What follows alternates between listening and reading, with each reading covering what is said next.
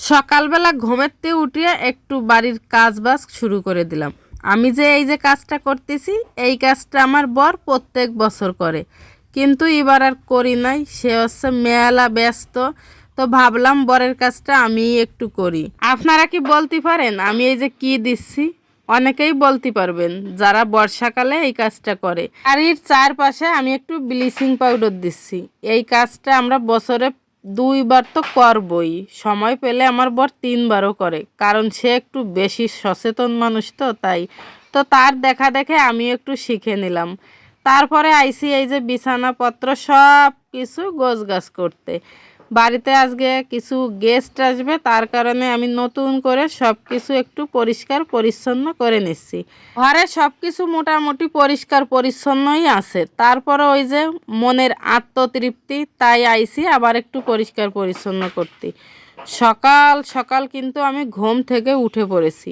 এত সকালে সাধারণত ছুটি থাকলে আমি ঘুমের থেকে উঠি না, কিন্তু ওই যে একটু তাড়া আছে, তাই সকাল সকাল ঘুম থেকে উঠে পড়েছি।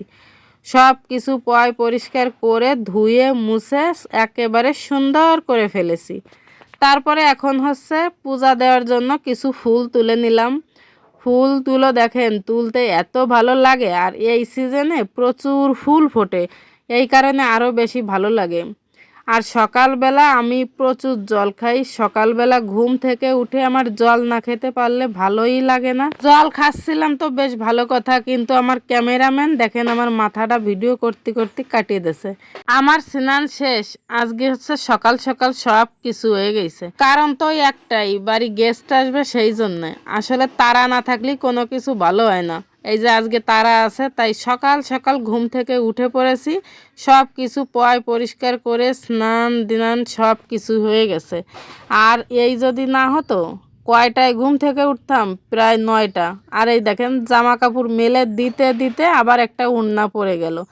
তো পরিষ্কার উঠোন তেমন ময়লা ভরেনি, এই কারণে আর ধুলাম না, আমি আবার মেলে দিলাম। অলস মানুষ হলেই যা হয় আর কি। আমি যে কি পরিমাণ অলস হয়ে যাচ্ছি তার কি কব।